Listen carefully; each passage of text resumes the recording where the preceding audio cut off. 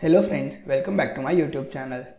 हमने quantitative data analysis पे एक वीडियो सीरीज स्टार्ट किया है। ये उस वीडियो सीरीज़ का 6th वीडियो है। इससे पहले हमने देखा क्या साइकोलॉजी रिक्वायर्ड है ये एनालिसिस करने, देन स्ट्रैटेजी कैसे फॉर्मुलेट करना है, उसे बैक टेस्ट कैसे करना है, उस पर फीजिबिलिटी टेस्ट कैसे करना है, स्ट्रैटेजी को ऑप्टिमाइज कैसे करना है। एंड अब आता है नेक्स्ट स्टेप। आपने एक बहुत अच्छा स्ट्रैटेजी बनाया, उसे ऑप्टिमाइज भी कर दिया। What next? क्या हम उसे लाइव मार्केट में डिप्लॉय कर दे? तो जी नहीं। So now next step is हमें ऐसी बहुत सारी प्रॉफिटेबल स्ट्रैटेजीज बनानी है, उसे ऑप्टिमाइज करना है एंड उसे मर्ज करना है एंड एक पोर्टफोलियो ऑफ स्ट्रैटेजीज बनाना है। As legendary investor Warren Buffett always says, never put all your eggs into one basket. आपको किसी भी एक स्ट्रैटेजी पे रिलाई नहीं करना है, आपके पास मल्टीपल स्ट्रैटेजीज होनी चाहिए। तो अब आप पूछोगे कि हम इतनी सारी स्ट्रैटेजीज कंबाइन क्यों करें, इसका क्या बेनिफिट है? तो दीज आर द बेनिफिट्स। आपको रिटर्न्स मिलता रहेगा irrespective of the market condition, that is market bullish है, बेरिश है, साइडवेज है, क्योंकि आपने ऐसी स्ट्रैटेजीज मर्ज की है, दैट इज ऐसी स्ट्रैटेजीज का पोर्टफोलियो बना है। लेट्स से एक स्ट्रैटेजी इट इज बुलिश, जब मार्केट बुलिश हो तब वो प्रॉफिटेबल है। एक स्ट्रैटेजी जब मार्केट बेरिश हो तब प्रॉफिटेबल है। Then there is one more strategy जो साइडवेज मार्केट में आपको बहुत अच्छा पैसा कमा के दे। तो अगर आपने ये तीनों ही स्ट्रैटेजी मर्ज कर दी, दैट इज तीनों स्ट्रैटेजी का एक पोर्टफोलियो बना दिया, तो आपको कंसिस्टेंटली रिटर्न्स मिलता रहेगा over a long period of time. So इसी चीज़ के लिए सभी बड़े हेज फंड्स, बड़े ट्रेडर्स बहुत सारे नॉन कोरिलेटेड स्ट्रैटेजीज मर्ज करते हैं। स्ट्रैटेजीज कंबाइन करने से आपका रिस्क कम हो जाता है एंड आपको जो returns and risk, that is आपका जो इक्विटी का है वो स्मूदन हो जाता है। वो कैसे होगा वो हम आके देखेंगे। तो अब सवाल आता है, हम स्ट्रैटेजी को आखिर कंबाइन करें तो करें कैसे, एंड कौन सी स्ट्रैटेजीज कंबाइन करनी चाहिए। सो सबसे पहले आपको बहुत सारी प्रॉफिटेबल स्ट्रैटेजीज ढूंढनी है, उसे ऑप्टिमाइज करना है। देन ऑप्टिमाइज करने के बाद वो सभी स्ट्रैटेजी का आपको कोरिलेशन फाइंड करना है। कोरिलेशन कैसे फाइंड करना है वो हम इस वीडियो में देखेंगे। देन आपको ऐसी स्ट्रैटेजीज कंबाइन करनी है जिसका कोरिलेशन 0.3 या उससे कम हो, इवन नेगेटिव कोरिलेशन हो तो बहुत अच्छा है। अब ये क्यों? लेट्स से मैंने एक स्ट्रैटेजी बनाई शॉर्ट स्ट्रैडल इन बैंक निफ्टी।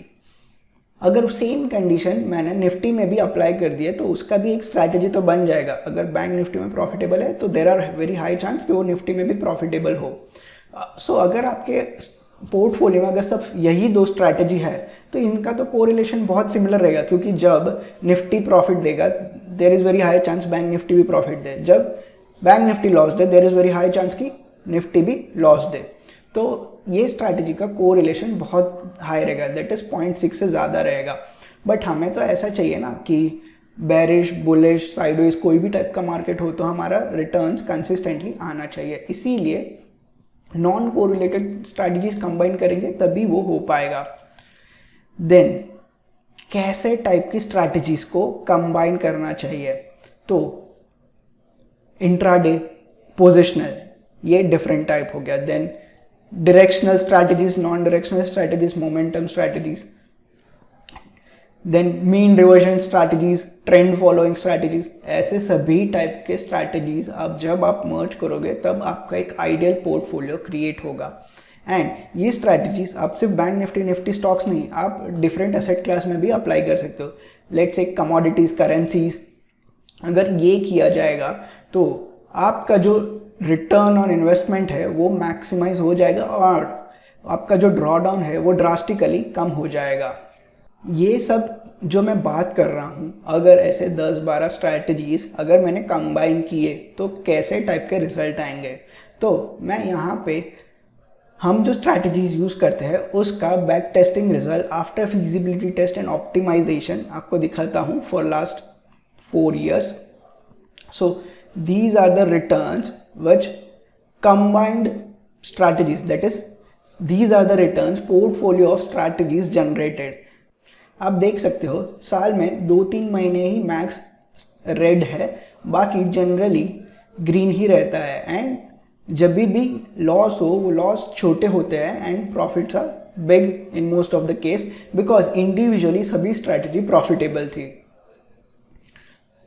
ये तो हुआ मंथली परफॉर्मेंस। कभी भी आप स्ट्रैटेजी परफॉर्मेंस चेक करो तो स्टार्ट मंथली से करने का, then there might be months जब स्ट्रैटेजी ना चले, और यहाँ तो पोर्टफोलियो ऑफ स्ट्रैटेजी ना चले, it happens, but you need to check quarters कैसे परफॉर्म कर रहे हैं। Mostly quarter should be, major quarter आपके ग्रीन ही होने चाहिए। तो यहाँ पे हमारे एक्चुअली सभी क्वार्टर ग्रीन है, एंड एनुअल तो सभी ग्रीन ही होना चाहिए, which is the case with our strategy as well. So ये हमने कैसे अचीव किया, let me show you. So these are the back tested results of the strategy. So this is the first strategy. So हमने ये strategy को नाम दिया है Kamehameha. Being a Dragon Ball fan, ये नाम दिया गया है। सो ये स्ट्रैटेजी का बैक टेस्टिंग रिजल्ट है, ये इसका इक्विटी कर्व है, it is pretty smooth. And यहाँ पे आपने ड्रॉ डाउन, यहाँ पे अगर आप ड्रॉ डाउन देखोगे तो highest draw down was somewhere around 53,000।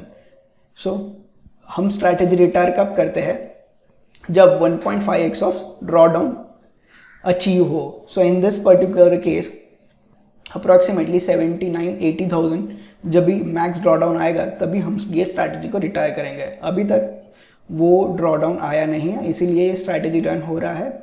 So these are the annual performance of the strategy. अगर एवरेज एनुअल रिटर्न का बात करूँ तो it is approximately 2,70,000 average of this, ठीक है। एंड कैलमार का बात करूँ तो इट इज़ 4। हमारा क्राइटेरिया था कि Calmar should be 2 and above. So ये तो बहुत एक्सीड करता है। So this is the most profitable strategy of ours. Second is Kalashnikov. पहले इसका नाम AK-47 था, बट आफ्टर दिस रॉकी भाई हमने इसका नाम कलाशनिकोव रख दिया है। So it's option buying strategy, and ये इसके एवरेज रिटर्न्स है। Because it is buying strategy, इसमें वोलेटिलिटी इन रिटर्न ज़्यादा है। अब देखोगे ऑप्शन बाइंग में जनरली ज़्यादा ही रहता है। सो कलाशनिकोव का हमारा average annual return is 73,000 and Calmar is 2.82। Then next is सुसोनो।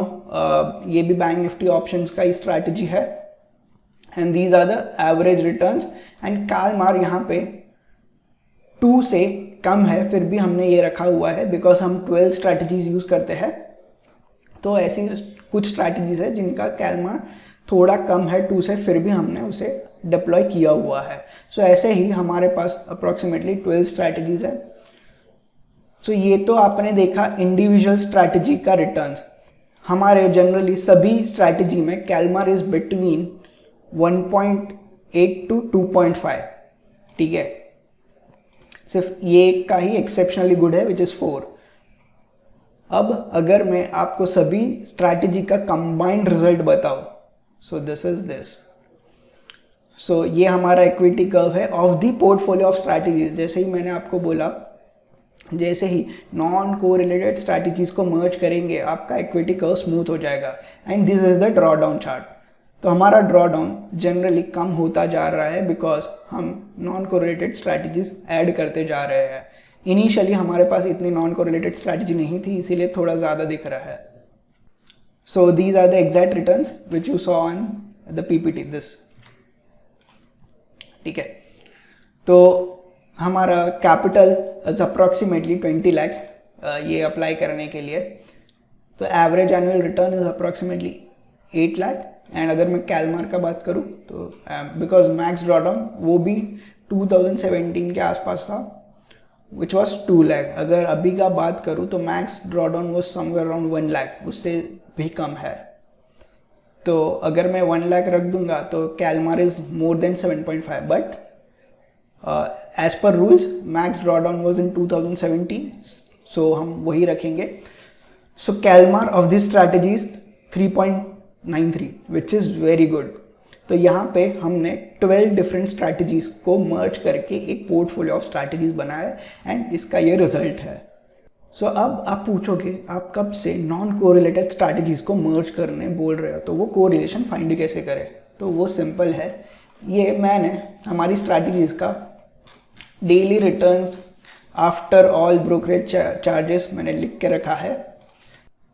सो ये डे वाइज रिटर्न्स आ गए, तो मैं सिलेक्ट कर दूंगा सभी स्ट्रैटेजी एंड सभी स्ट्रैटेजी के day wise return. Data tab में जाऊंगा, डेटा एनालिसिस, इसमें कोरिलेशन एक ऑप्शन रहेगा, ठीक है। सो यहाँ पे फर्स्ट लेबल रो में फर्स्ट रो में लेबल है, तो मैंने यहाँ पे टिक करके रखा है। आउटपुट कहाँ पे चाहिए मेरे को, सो यहाँ पे ठीक है, तो okay.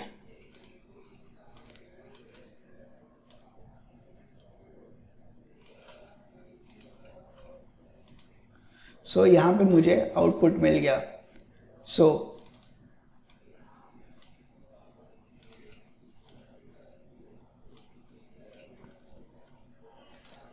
So if you can see, Kalashnikova and Susanoo both are having a positive correlation of 0.44, ये because दोनों बैंक निफ्टी के डायरेक्शनल स्ट्रैटेजीज है, इसीलिए यहाँ पे अच्छा खासा कोरिलेशन दिख रहा है।